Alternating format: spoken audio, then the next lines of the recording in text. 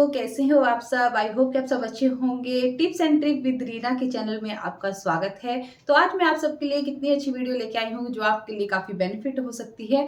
वो अक्सर सभी के साथ होता है, काफ़ी नॉर्मल सी चीज़ है, किसी के साथ भी घटित हो सकती है। जैसे कि नवरात्रि चल रहे हैं, आज है तीसरा नवरात्रा, तो हमें ये इस चीज़ का सामना सभी को करना पड़ता है कि हम जो अखंड दिया जलाते हैं वो अक्सर उसकी बाती बंद हो जाती है कभी-कभी बीच में।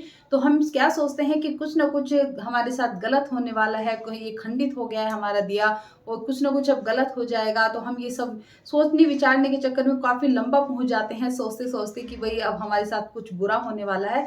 ऐसा कुछ नहीं है, ये सिर्फ़ एक नॉर्मल सी चीज़ है, ये किसी के साथ भी और मेरा तो यही मानना है सभी के साथ अक्सर होता है। 9 दिन तक जब हम अखंड दिया जलाते हैं, उसकी देखभाल हम पूरी अच्छी तरह से करते हैं, सारा रख-रखाव करते हैं। लेकिन जब हम बाती को ऊपर की तरफ करते हैं तो वो हमसे अक्सर बंद हो जाती है। ऐसा कोई इंसान नहीं है कि जिसके यहाँ पे बंद ना हुई हो।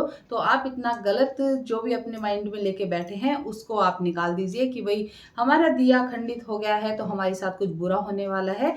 दिया खंडित नहीं होता है, कोई बात नहीं, 1 सेकंड के लिए वो बंद हो जाता है तो आप दोबारा जला सकते हैं। यही आपको बताने वाली हूँ कि इसका एक छोटा-सा नियम होता है। तो चलिए वीडियो में मेरे साथ बने रहिए और मैं आपको बताती हूँ कि आपको क्या करना है।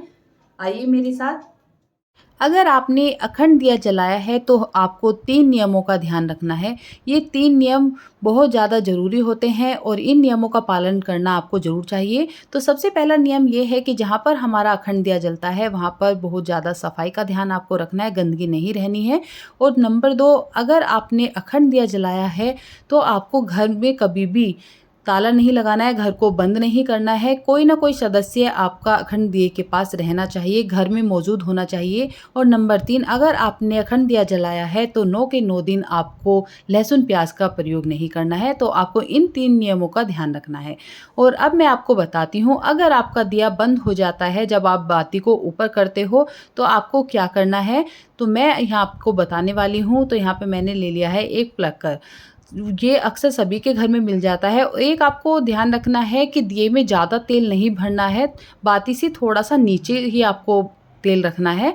और यहाँ पर एक दिया आपको एक्स्ट्रा बना के रखना है, पहले नवरात्रे से ही, मैंने पहले नवरात्रे से बना के रख लिया था। और एक आपको माचिस साथ में ही रखनी है और यहाँ पर एक प्लेकर लेना है इस तरह से। तो ये मैंने प्लेकर ले लिया है। इससे क्या करना है कि आपको अपने दिए की बाती को ऊपर की तरफ करना है। जितनी भी चारों तरफ डस्ट हो जाती है, छोटे-छोटे फूल से बन जाते हैं, तो वो आपको बड़े आराम से हटाने हैं।